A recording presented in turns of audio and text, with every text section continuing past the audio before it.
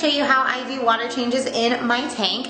Now I do these every single week, and it's about a 25% water change that I do for this little guy back here. I'm also going to show you some things that I got to make it a little bit easier on me, and some of the meticulous things that I like to do when I'm changing and siphoning out my water. Okay, so I've listed everything below in my blog that we're going to need. Let's go grab it and get started. Okay, so I remember when I first started doing my water changes, I had this bucket that I got from the dollar store. And if you're going to do water changes, make sure you do have a bucket that is for aquarium purposes only. This one is not for aquarium purposes only anymore. There's like food on it. This is what I keep my kitchen scraps in for my compost outside. But this is what I used in the beginning for my tank, and it took me so many buckets to change out 25% of the 56 gallons that I have. So I went to Home Depot. As you can see, look at the sizes on these guys. I went to Home Depot, and this was only $5, and this is a 5-gallon bucket. So I only have to do about 3 buckets of these to change my water out every week. That's actually what I do, is 3 buckets of this. Now I also have on here this little clip. This is one of those clips that holds your beach towel on your little chair. But I like to clip this on the side of the bucket, so then when I have the siphon going into the bucket, it'll kind of hold that in there. Because I can't tell you how many times I've been like, oh, I'm just gonna leave it. I'm gonna go in the kitchen for a second and come back in, and the whole entire floor is soaking wet with aquarium water. So this helps you keep the hose inside the bucket wall if you wanna walk away or something like that for a little while. So the first thing I like to do is go ahead and rinse off my glass hood, and then I like to take a razor and just clean this up a little bit, and then I'll let this air dry while I clean the tank. So while I clean the tank, I like to use the extension pieces on one of my LED lights so I can see in the tank and what I'm doing. So I'll just pull these extension pieces out and set it on top here so I can see. Now I'm just taking a natural paintbrush that I got from the store, and this is for aquarium purposes only.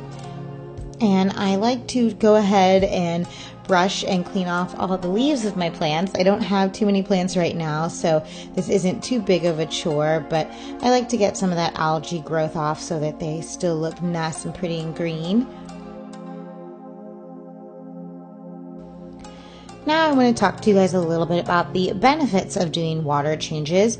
Now, by changing your water, it can help with the reduction of nitrogenous pollutants, which is ammonia, nitrate, and nitrites, the removal of decomposing organic waste materials, such as little food and fish poo and stuff like that. Also, you can get improved water clarity, which just if your water is looking a little foggy or orange, or if you're getting any odors from it, water changes can help with this as well. So here I pretty much just continue this process for all of the leaves that look like they have a lot of buildup on them. And you can see from the first one that I did, I showed you kind of the before and after, and I'll do another one here with this leaf as well. But I think it made such a big difference just cleaning them off a little bit. They look so much brighter and healthier when you're finished.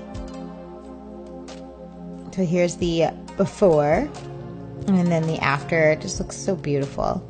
Beautiful and green like they're supposed to be.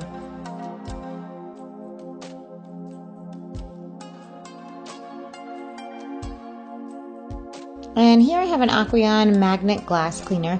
These things are so convenient because you don't have to get your hands on the inside, but it's got a magnet that just kind of presses on either side of the glass, and you just run it along like this, and it gets all the algae growth off the sides of your tank. For the back wall though, I like to use just one of these little scrubbies that's on a long pole, and this is for aquarium purposes only as well. And I like to just clean up the back wall here a little bit with this. Now I like to go ahead and clip my siphon onto my bucket, and all those other products I was mentioning, guys, I will give you Amazon links in my blog so you guys can see those. So now I'm going to go ahead with my first bucket of water, and I'm going to go ahead and just siphon any visible waste that I see on the substrate. So any food, any little fishy waste, all that kind of stuff. And I'm lightly going to go through the plants as well and just get all the waste off the ground.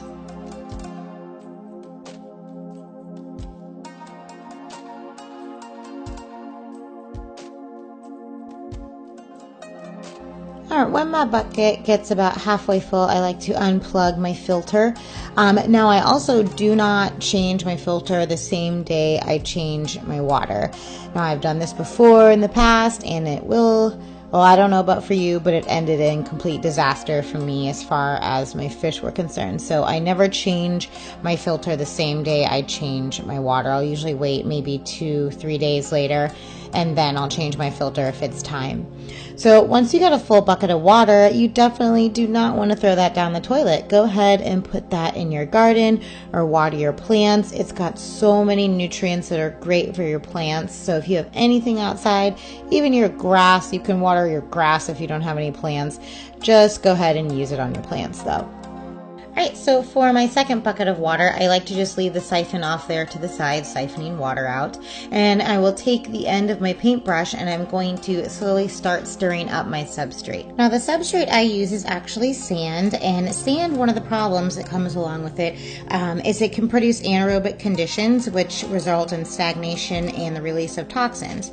But by gently stirring the sand regularly, it can help prevent this problem. Now by stirring the sand, what we're actually doing is trying to get some oxygen and water flow down to those deeper parts of the sand.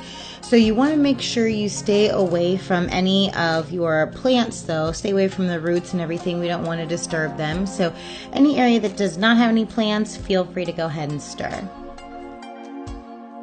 Now as a final touch, I like to take my brush and I'm just going to lightly dust off anything in my tank, just meaning my driftwood pretty much. I'm just going to dust that off a little bit. Alright, so now that I got 3 dirty buckets out, we're going to put 3 clean buckets in, and I like to use this Aquarium water conditioner. I've been using this brand for quite a while. I really like it. I'm going to use half a teaspoon per 5-gallon bucket. So each 5-gallon bucket, I'll add a half a teaspoon. And now you guys can go ahead and watch me try to lift a 5-gallon bucket up a step ladder and into the tank. It's actually a lot heavier than I probably just made that look. But you might need a bowl or something depending on how your tank is set up. But luckily for me, it goes right on, the water flow goes right onto that piece of driftwood and kind of breaks the fall there so it doesn't upset too much in the tank. So I'm just going to go ahead and dump my 3 buckets of water in here. Bucket number 2, bucket number 3. And we're all done, and now it looks messier than we started, right? I know, it always looks like that. It's kind of frustrating a little bit after all that work, but it'll calm down here in a minute. About maybe 15-20 minutes, it calms down and looks like this. Alright, so that's how I do my water changes, guys. Thank you so much for watching. Don't forget to like, share, and subscribe, and I will see you in my next video. Bye!